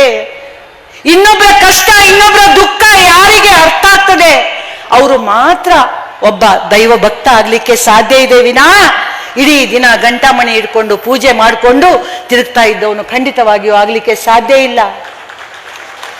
ದೇವರ ಸೇವೆ ಜನಸೇವೆ ಅಲ್ಲ, ಜನಸೇವೆ ದೇವರ ಸೇವೆ ಅಂತ ತಿಳ್ಕೊಂಡಂತಹ ಮಹಾಪ್ರಭುಗಳು ನಿಮ್ಮ ಜೊತೆ ಇರೋದು ನಿಮ್ಮೆಲ್ಲರ ಸೌಭಾಗ್ಯ. ಅದರ ಒಂದಷ್ಟು ಋಣ ನನ್ನ ಪಾಲಿಗೂ ಇತ್ತು, ಅದು ನನಗೂ ಸಿಕ್ಕಿದೆ ಅಂತ ಹೇಳಲಿಕ್ಕೆ ನಾನು ಬಹಳ ಸಂತೋಷ ಪಡ್ತಾ ಇದ್ದೇನೆ.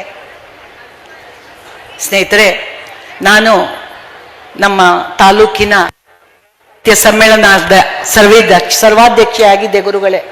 ನನ್ನ ಯೋಗ್ಯತೆ ಇದ್ದೋ ಗೊತ್ತಿಲ್ಲ, ಯೋಗ ಅಂತೂ ಸಿಕ್ಕಿತ್ತು. ನನ್ನನ್ನ ಸರ್ವಾಧ್ಯಕ್ಷೆಯಾಗಿ ಮಾಡಿದ್ರು. ನನ್ನನ್ನು ಒಂದು ತೆರೆದ ವಾಹನದಲ್ಲಿ ಕೂತ್ಕೊಳಿಸಿ ಒಂದು ಮೆರವಣಿಗೆ ಕೂಡ ಮಾಡಿಸಿದ್ರು. ಅತ್ಯಂತ ಚಂದದ ಮೆರವಣಿಗೆ. ನನಗೆ ಆವಾಗ ಮೆರವಣಿಗೆ ಮುಗ್ದ ಕೂಡಲೇ ಅನ್ನಿಸ್ತು ನಾನು ಇವತ್ತೇ ಸತ್ರು ಪರವಾಗಿಲ್ಲ ಅಂತ. ಅಂತ ಒಂದು ಸಂತೋಷದ ಉತ್ತುಂಗಕ್ಕೆ ನಾನು ಏರಿದ್ದೆ.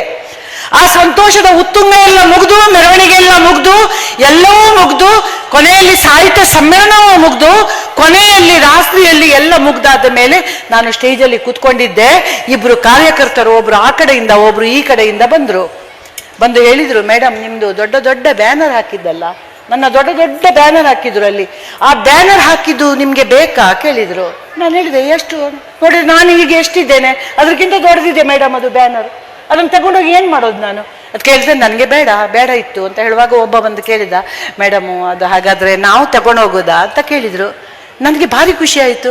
ಅದು ಯಾವರಪ್ಪ ನಮ್ಮನೆ ಅಭಿಮಾನಿ ನನ್ನ ಮೇಲೆ ಅಂತ ಹೇಳಿ, ಅಲ್ಲಪ್ಪ ನಿನ್ಗೆ ಅಷ್ಟು ಸಹ ಪ್ರೀತಿಯಾ ನಾನಂದ್ರೆ, ಅದನ್ನ ಏನ್ ಮಾಡ್ತೀವಿ ತಗೊಂಡೋಗಿ ಮನೆಯಲ್ಲಿ ನಿಲ್ಸಿಯಾ ಅಂದೆ. ಇಲ್ಲ ಮೇಡಮ್, ಅದು ನಾವು ಹಪ್ಪಳ ಸಂಡಿಗೆ ಎಲ್ಲ ಮಾಡಿ ಮಾರ್ತೇವೆ.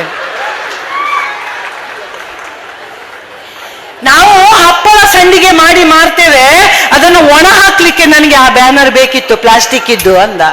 ನನಗೆ ನನ್ನ ಕಣ್ಣಿನ ಮೇಲೆ, ಮೂಗಿನ ಮೇಲೆ, ಕಿವಿ ಮೇಲೆ ಎಲ್ಲ ಸಂಡಿಗೆ ಕಂಡಿತು.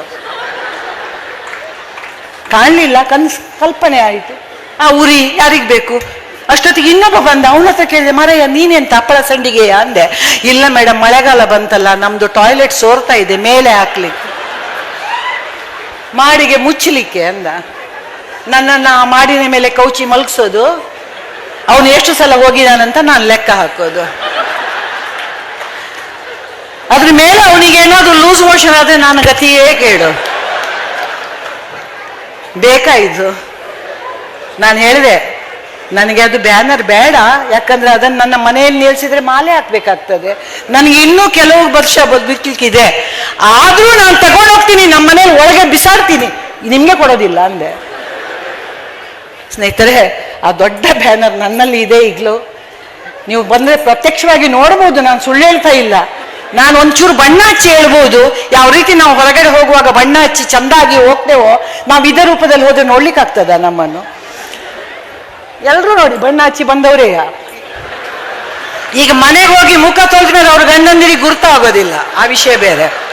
ಯಾಕೆ ಅಂತ ಹೆದರ್ತಾರೆ ಎಲ್ರು. ಹಾಗೆ ನಾವು ಬಣ್ಣ ಹಚ್ಚಿ ಬಂದಿರ್ಬೋದು, ನನ್ನ ಮಾತುಗಳಿಗೆ ಒಂಚೂರು ಪಾಲಿಶ್ ಮಾಡಿರ್ಬೋದು, ಆದ್ರೆ ಸತ್ಯವಾದ ವಿಚಾರ ಇದು. ಈ ಮಾತನ್ನ ನಾನು ಯಾಕೆ ಹೇಳ್ತಾ ಇದ್ದೇನೆಂದ್ರೆ, ಭಗವಂತ ನಮ್ಮ ಕೈಗೆ ಒಂದಿಷ್ಟು ಅಧಿಕಾರವನ್ನು ಕೊಟ್ಟಿರ್ತಾನೆ, ಅದು ಕ್ಷಣಿಕ. ಆ ಅಧಿಕಾರ ಮುಗಿದ ಮೇಲೆ ನಾವು ಇದೇ ಬ್ಯಾನರೇ, ಸಂಡಿಗೆ ಚಾಪೆ.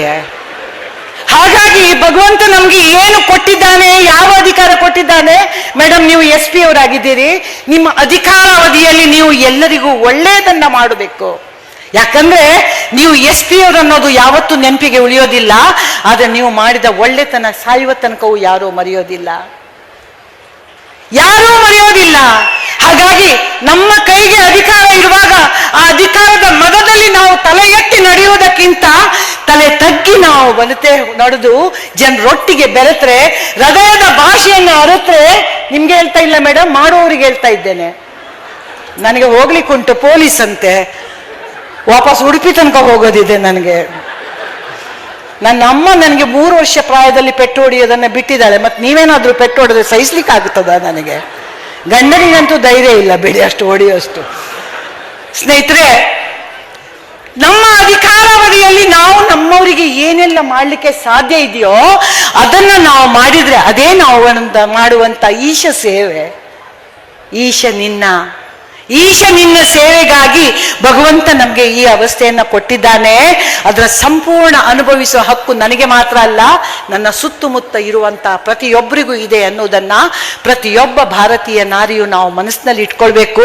ಯಾಕಂದ್ರೆ ಗೃಹಿಣಿ ಅನ್ನುವ ಪಟ್ಟ ಕೂಡ ನಮ್ಮ ಭಾಗ್ಯದಿಂದ ಸಿಕ್ಕಿರುವಂಥದ್ದು. ಎಷ್ಟೋ ಮಂದಿಗೆ ಮದುವೆ ಆಗಿರೋದಿಲ್ಲ, ಎಷ್ಟೋ ಮಂದಿಗೆ ಮಕ್ಕಳಿರೋದಿಲ್ಲ.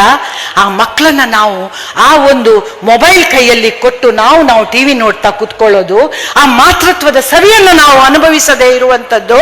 ಅಷ್ಟು ಮಾತ್ರ ಅಲ್ಲ, ಅಲ್ಲಿ ಯಾವುದೋ ಒಂದು ಖರ್ಚಿಗೆ ಆ ಮಕ್ಕಳನ್ನ ಹಾಕಿಕೊಂಡು ನಾವಿಲ್ಲಿ ಸಿನಿಮಾ ನೋಡ್ಲಿಕ್ಕೆ ಹೋಗುವಂಥದ್ದು. ಆ ಮಾತ್ರದ ಸುಖವನ್ನು ನಾವು ಯಾವತ್ತು ಅನುಭವಿಸೋಣ? ದಿನಕರ ದೇಸಾಯಿ ಅವರು ಒಂದು ಕಡೆ ಹೇಳ್ತಾರೆ, ದೇವರಿಗಿಂತ ತಾಯಿ ಮೇಲು, ಯಾಕೆಂದರೆ ತಾಯಿಯ ಮೊಲೆಯಲ್ಲಿದೆ ಹಾಲು ಅಂತ. ಅಲ್ವಾ ಅಮ್ಮ? ಸರಿಯಾಗಿ ಹೇಳಿದ್ದೇನಾ? ನಿಮ್ಮಷ್ಟು ಬುದ್ಧಿವಂತಲ್ಲ ನಾನು. ದೇವರಿಗಿಂತ ತಾಯಿ ಮೇಲು, ಯಾಕೆಂದರೆ ತಾಯಿಯ ಮೊಲೆಯಲ್ಲಿದೆ ಹಾಲು ಅಂತ. ಯಾಕಂದ್ರೆ ಅಮ್ಮನಿಗಿಂತ ದೊಡ್ಡ ದೇವರಿಲ್ಲ, ಅಮ್ಮನಿಗಿಂತ ದೊಡ್ಡ ಒಂದು ನಮ್ಮ ಆತ್ಮ ಸಖರಿಲ್ಲ, ಅಮ್ಮನಿಗಿಂತ ದೊಡ್ಡ ಒಂದು ಪ್ರಿಯರಿಲ್ಲ, ಅಮ್ಮನಿಗಿಂತ ದೊಡ್ಡವರು ಯಾರೂ ಇಲ್ಲ. ಆದ್ರೆ ಆ ಅಮ್ಮ ತಾನು ಸರಿದಾರಿಯಲ್ಲಿ ನಡೆದು ಮಕ್ಕಳನ್ನ ಕೈ ಹಿಡಿದು ನಡೆಸಬೇಕು. ಕರುಣಾಳು ಬಾಬೆಳಕ್ಕೆ ಮುಸುಕಿದಿ ಮಬ್ಬಿನಲ್ಲಿ ಕೈ ಹಿಡಿದು ನಡೆಸೆನ್ನನು ಅನ್ನುವಂತೆ ಈ ರೀತಿಯ ಅನೇಕ ಜನರ ಮಾರ್ಗದರ್ಶನ ನಮಗಿದೆ. ಅದರ ಸರಿಯಾಗಿ ನಾವು ನಡೆಯುವುದಷ್ಟೇ ನಮ್ಮ ಕೆಲಸ ಅಂತ ಹೇಳ್ತಾ ನಾನೊಂದು ಚಿಕ್ಕ ಕಥೆಯನ್ನ ಹೇಳಿ ನನ್ನ ಮಾತನ್ನು ಮುಗಿಸ್ತೇನೆ ಗುರುಗಳೇ. ಮುಗಿಸ್ತೇನೆ. ಮಕ್ಕಳು, ನಿಮ್ಗೆಲ್ರಿಗೂ ಗೊತ್ತು, ಈಗ ಸರ್ಕಸ್ ಕಂಪನಿಯಲ್ಲಿ ಪ್ರಾಣಿಗಳನ್ನ ಸಾಕಬಾರ್ದು ಅನ್ನೋ ಒಂದು ಕಾನೂನು ಬಂದಿದೆ ಅಲ್ವಾ? ಸರ್ಕಸ್ ಕಂಪನಿಗಳಲ್ಲಿ ಇವತ್ತು ಪ್ರಾಣಿಗಳ ಆಟ ಇಲ್ಲ, ಅದನ್ನ ಪ್ರಾಣಿ ದಯಾ ಸಂಘದವರು ಬ್ಯಾನ್ ಮಾಡಿದ್ದಾರೆ. ಆ ಪ್ರಾಣಿಗಳನ್ನ ಏನ್ ಮಾಡಬೇಕು?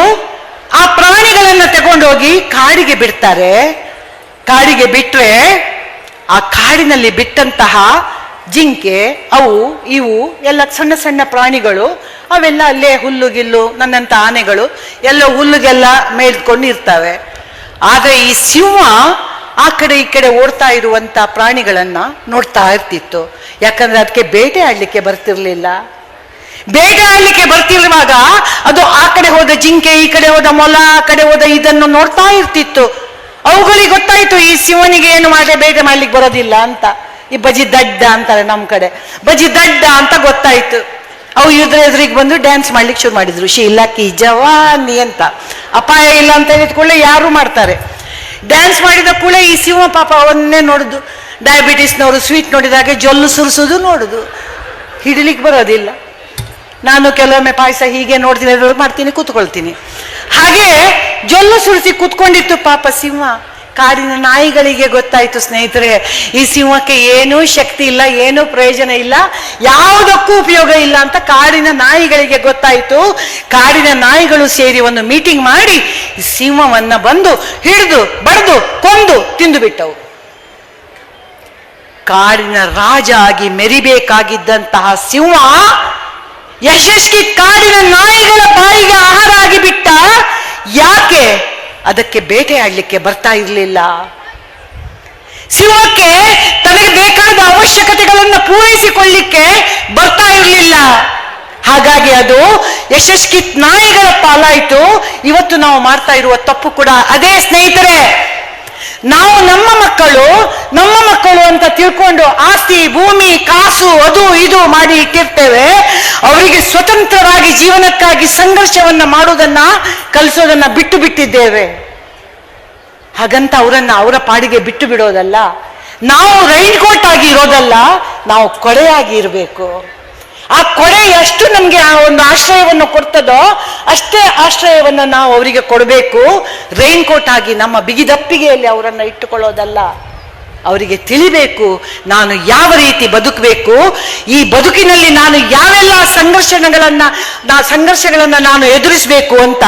ಯಾವುದೇ ಡ್ರೈವಿಂಗ್ ಕ್ಲಾಸ್ನಲ್ಲಿ ಇದು ಕ್ಲಚ್, ಇದು ಬ್ರೇಕ್ ಅಂತ ಹೇಳ್ತಾರೆ ವಿನಃ ಅಲ್ಲಿ ಒಂದು ಟರ್ನಿಂಗ್ ಅಲ್ಲಿ ರಿಕ್ಷಾ ಬರ್ತದೆ, ಅಲ್ಲಿ ಒಂದು ಎಮ್ಮೆ ಬರ್ತದೆ, ಅಲ್ಲಿ ಒಂದು ನಾಯಿ ಬರ್ತದೆ ಅಂತ ಹೇಳಿ ಕೊಡೋದಿಲ್ಲ.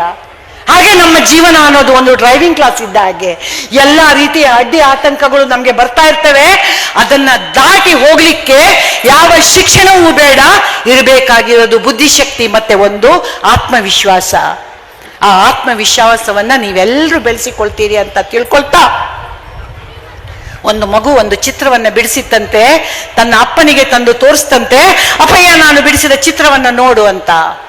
ಆ ಅಪ್ಪ ಹೇಳಿದ್ದಂತೆ, ಇದನ್ನ ತಕೊಂಡೋಗಿ ನಿನ್ನ ಶಾಲೆಯ ನೋಟಿಸ್ ಬೋರ್ಡ್ ಅಲ್ಲಿ ಹಾಕು, ಅದರ ಅಡಿಯಲ್ಲಿ ಬರೀ ಇದರಲ್ಲಿರುವ ತಪ್ಪುಗಳನ್ನು ಗುರುತಿಸಿರಿ ಅಂತ. ಆ ತಪ್ಪುಗಳನ್ನ ಜನರು ಗುರುತಿಸ್ತಾರೆ, ನಿನ್ನನ್ನು ನೀನು ತಿದ್ದಿಕೊಳ್ಳಬಹುದು ಅಂತ ಅಪ್ಪಯ್ಯ ಹೇಳಿದ್ನಂತೆ. ಈ ಮಗು ಚಿತ್ರವನ್ನ ಹಾಕಿತ್ತು. ಮರುದಿನ ಬಂದು ನೋಡಿದ ಜನರೆಲ್ಲ ಒಂದೊಂದು ತಪ್ಪು ಹಾಕಿದ್ರು. ಅದರ ಮರುದಿನ ಮಗು ಚಿತ್ರ ಬಂದು ನೋಡುವಾಗ ಇಡೀ ಚಿತ್ರದ ತುಂಬ ತಪ್ಪುಗಳು. ಮಗುವಿಗೆ ಬಹಳ ಆಶ್ಚರ್ಯ ಆಯಿತು. ಅಪ್ಪ, ನಾನು ಅಷ್ಟೊಂದು ದಿನಗಳಿಂದ ಚಿತ್ರಕಲೆಯನ್ನು ಅಭ್ಯಾಸ ಮಾಡಿ ಈ ಚಿತ್ರವನ್ನು ಬಿಡಿಸಿದ್ದೆ, ಇಷ್ಟೊಂದು ತಪ್ಪುಗಳು ಜನರಿಗೆ ಸಿಕ್ಕಿದವು, ಹಾಗಾದ್ರೆ ನನಗೆ ಚಿತ್ರ ಬಿಡಿಸ್ಲಿಕ್ಕೆ ಬರುವುದಿಲ್ವಾ ಅಪ್ಪಯ್ಯ ಅಂತ ಮಗು ಕೇಳುವಾಗ ಅಪ್ಪ ಹೇಳಿದ್ನಂತೆ, ನಾಳೆ ಇನ್ನೊಂದು ಚಿತ್ರವನ್ನು ಬಿಡಿಸು ಮಗು, ಅದೇ ಬೋರ್ಡಿನಲ್ಲಿ ಹಾಕು, ಇದರ ಅಡಿಯಲ್ಲಿ ಬರೀ ಅದರಲ್ಲಿರುವ ತಪ್ಪುಗಳನ್ನು ಗುರುತಿಸಿ ಸರಿಪಡಿಸಿರಿ ಅಂತ. ನಾಡ್ದು ಬಂದು ನೋಡು ಅಂತ ಹೇಳಿದ್ನಂತೆ. ಮಗು ಅತ್ಯಂತ ಕಾತರದಿಂದ ಬೆಳಿಗ್ಗೆ ಎದ್ದು ಕಣ್ಣು ಬಿಟ್ಟ ಕೂಡಲೇ ತಕ್ಷಣವೇ ಓಡಿ ಬಂದು ತನ್ನ ಚಿತ್ರವನ್ನು ನೋಡ್ತಂತೆ. ನೋಡಿದಾಗ ಆ ಚಿತ್ರದಲ್ಲಿ ಒಂದೇ ಒಂದು ತಪ್ಪಿರಲಿಲ್ಲ. ಮಗುವಿಗೆ ಬಹಳ ಆಶ್ಚರ್ಯ ಆಯಿತು. ನಿನ್ನೆ ಚಿತ್ರದಲ್ಲಿ ಅಷ್ಟೊಂದು ತಪ್ಪುಗಳು, ಇವತ್ತಿನ ಚಿತ್ರದಲ್ಲಿ ಒಂದೇ ಒಂದು ತಪ್ಪಿಲ್ಲ, ಯಾಕೆ ಅಪ್ಪಯ್ಯ ಅಂತ ಹೇಳುವಾಗ ಅಪ್ಪಯ್ಯ ಹೇಳಿದ್ನಂತೆ, ಅದೇ ಜಗದ ನೀತಿ ಮಗು. ಹರಿಯೇ ನಿನ್ನನ್ನು ಮೆಚ್ಚಿಸಬಹುದು, ಈ ಜನರ ಮೆಚ್ಚಿಸುವುದು ಬಲು ಕಷ್ಟ. ಹಾಗಾಗಿ ನಿನ್ನ ಆತ್ಮ, ಪರಮಾತ್ಮ, ನಿನ್ನ ಅಪ್ಪ, ನಿನ್ನ ಅಮ್ಮ ನಿನಗೆ ಏನನ್ನು ಸರಿ ಅಂತ ಹೇಳ್ತಾರೆ ಅದನ್ನು ಮಾಡು, ಮುಂದುವರಿಸು. ಯಶಸ್ಸು ನಿನಗೆ ಕಟ್ಟಿಟ್ಟ ಬುತ್ತಿ. ಆದರೆ ಸ್ವಾರ್ಥ, ಅಭಿಲಾಷೆ, ದುರಾಶೆ ಇಂಥದ್ದೆಲ್ಲ ಮಾಡಬೇಡ. ಇನ್ನೊಬ್ಬರ ಅನ್ಯಾಯಕ್ಕೆ ಹೋಗಬೇಡ. ಇನ್ನೊಬ್ಬರ ಕಣ್ಣೀರಿಗೆ ಕಾರಣ ಆಗಬೇಡ. ಉಂಡವರು ಹರಿಸ್ಬೇಕಾಗಿಲ್ಲ, ನೊಂದವರು ಶಪಿಸಬೇಕಾಗಿಲ್ಲ. ಹೊಟ್ಟೆ ತುಂಬ ಉಂಡವರು ನಮ್ಮನ್ನು ಹರಿಸ್ಬೇಕಾಗಿಲ್ಲ. ಅವರ ಹೊಟ್ಟೆ ತುಂಬಿದ ತೃಪ್ತಿಯೇ ಅದೇ ನಮಗೆ ಒಂದು ದೊಡ್ಡ ಹಾರೈಕೆ. ನೊಂದವರು ಶಪಿಸಬೇಕಾಗಿಲ್ಲ. ನಮ್ಮ ಮಾತಿನಿಂದ, ನಮ್ಮ ಕೃತಿಯಿಂದ, ನಮ್ಮ ಕೆಲಸಗಳಿಂದ ನೊಂದವರು ಯಾವತ್ತೂ ನಮಗೆ ಶಪಿಸಬೇಕಾಗಿಲ್ಲ. ಅವರ ಅಂತರಾತ್ಮದಲ್ಲಿ ಅವಳು ಪಟ್ಟ ನೋವೇ ನಮಗೆ ದೊಡ್ಡ ಒಂದು ಶಾಪ.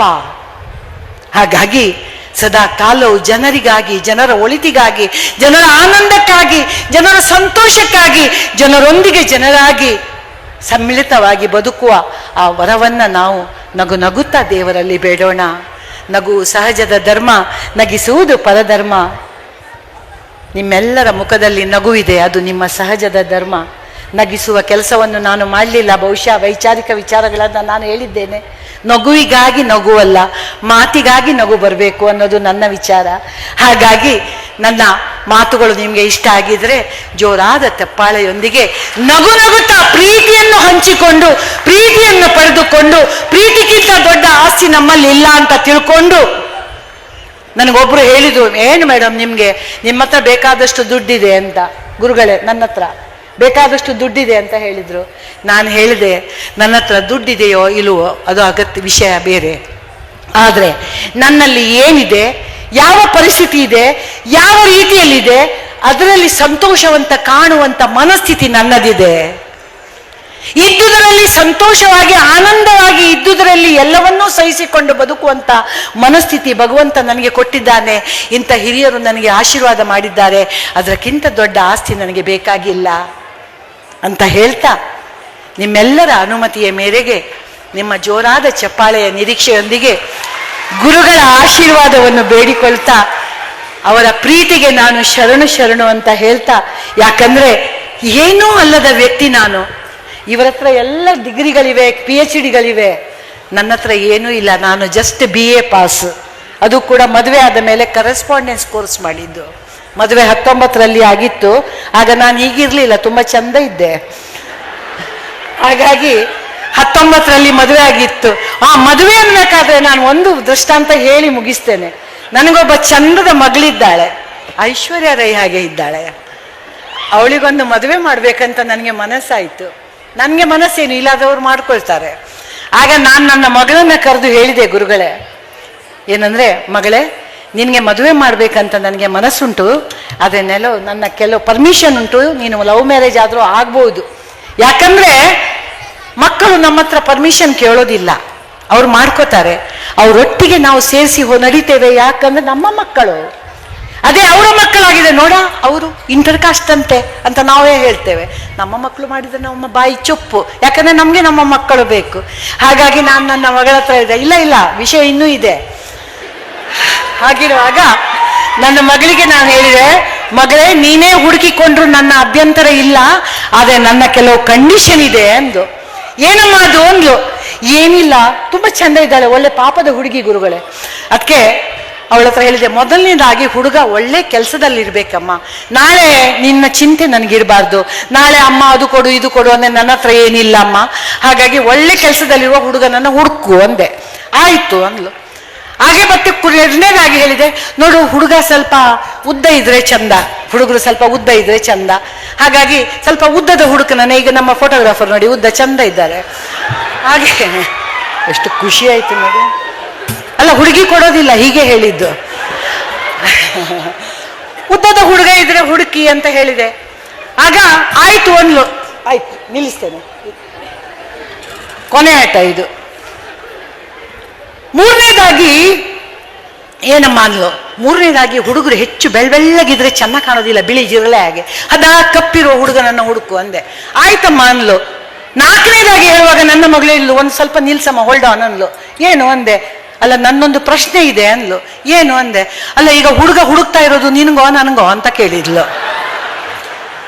ನನ್ನ ಕಂಡೀಷನ್ ನೋಡಿ ಬೆದ್ರಿ ಬಿಟ್ಲು ಹುಡುಗಿ. ಹುಡುಗ ಹುಡುಕ್ತಾ ಇರೋದು ನಿನ್ಗೋ ನನಗೋ ಅಂತ ಕೇಳಿದ್ಲು ಗುರುಗಳೇ. ಯಾಕಂದ್ರೆ ನಾನು ಅಷ್ಟೊಂದು ಕಂಡೀಷನ್ಗಳನ್ನು ಹಾಕಿದ್ದೇನೆ. ಆಗ ನನಗೆ ಜ್ಞಾನೋದಯ ಆಯ್ತು. ನನ್ನ ಮಗಳ ಜೀವನ ಸಂಗಾತಿಯನ್ನು ಹುಡುಕ್ಲಿಕ್ಕೆ ನಾನು ಎಷ್ಟೊಂದು ಕಂಡೀಷನ್ಗಳನ್ನು ಹಾಕ್ತಾ ಇದ್ದೇನೆ. ಇವತ್ತು ನಾವು ಮಾಡ್ತಾ ಇರೋದು ಇದೆ. ಇನ್ನೊಬ್ರು ಹೇಗೆ ನಡಿಬೇಕು, ಯಾವ ಬಟ್ಟೆ ಹಾಕಬೇಕು, ಅವ್ರು ಯಾವ ರೀತಿ ಮಾತಾಡಬೇಕು, ಅವ್ರು ಲಿಪ್ಸ್ಟಿಕ್ ಹಚ್ಬೇಕೋ ಬೇಡವೋ, ಅವ್ರು ಜಡ ಬಿಡ್ಬೇಕು ಕುದುರ್ಬು ಬಿಡ್ಬೇಕು, ಅವ್ರು ಎಷ್ಟು ಮಾತಾಡಬೇಕು ಏನು ಮಾತಾಡಬೇಕು ಅಂತ ನಿರ್ಧರಿಸುವವರು ನಾವಾಗಿದ್ದೇವೆ. ಇನ್ನೊಬ್ಬರ ಬಗ್ಗೆ ನಾವು ಚಿಂತೆ, ನಮ್ಮ ಬಗ್ಗೆ ಮಾತಾಡೋದಿಲ್ಲ. ಸ್ವಾಮಿ ಗುರುಗಳು ಯಾವಾಗಲೂ ಹೇಳ್ತಾರೆ, ಬದುಕಲು ಬಿಡಿ ಅಂತ. ಬದುಕಲು ಬಿಡಿಯಲ್ಲ, ಬದುಕಲು ಕಲಿ ಅಂತ ಹೇಳ್ತಾರೆ. ನಾನು ಹೇಳ್ತೇನೆ, ಬದುಕಲು ಬಿಡಿ. ನಮ್ಮನ್ನು ನಮ್ಮ ಪಾಲಿಗೆ ಬದುಕಲಿಕ್ಕೆ ಬಿಡಿ. ನೀವು ನಿಮ್ಮ ಪಾಡಿಗೆ ಬದುಕಿಕೊಳ್ಳಿ. ಈ ಪ್ರಪಂಚ ಅನ್ನೋದು ವಿಶಾಲವಾಗಿದೆ. ಅವರವರ ಜೀವನ, ಅವರವರ ಬುದ್ಧಿಶಕ್ತಿ, ಅವರವರ ಜ್ಞಾನ, ಅವರವರ ಯೋಗ್ಯತೆ ಅವರಿಗಿದೆ. ಅದರ ಒಟ್ಟಿಗೆ ಅವರು ಬದುಕಿಕೊಳ್ಳಿ, ನಾವು ಬದುಕಿಕೊಳ್ಳೋಣ. ನಾವೆಲ್ಲರೂ ಪರಸ್ಪರ ಪ್ರೀತಿಸೋಣ. ಪ್ರೀತಿ ಅನ್ನೋದು ನಮ್ಮ ಮಂತ್ರವಾಗಿರ್ಲಿ, ಪ್ರೀತಿ ಅನ್ನೋದು ನಿರಂತರವಾಗಿರ್ಲಿ, ಪ್ರೀತಿ ಅನ್ನೋದು ಸದಾ ಹರಿಯುತ್ತಿರ್ಲಿ. ಈ ಭರಮಸಾಗರದ ನೀರಿನಂತೆ ಪ್ರೀತಿ ಅನ್ನೋದು ಹೃದಯಗಳಲ್ಲಿ ಹರಿಯಲಿ ಅಂತ ಹಾರೈಸ್ತಾ ನಿಜವಾಗಿಯೂ ನನ್ನ ಮಾತಿಗೆ ಈಗ ಪೂರ್ಣ ವಿರಾಮವನ್ನು ಇಡ್ತಾ ಇದ್ದೇನೆ. SS ಟಿವಿ ಸಿನಿಮಾ ಜಗತ್ತಿನ ಕ್ಷಣ ಕ್ಷಣದ ಸುದ್ದಿಯೊಂದಿಗೆ.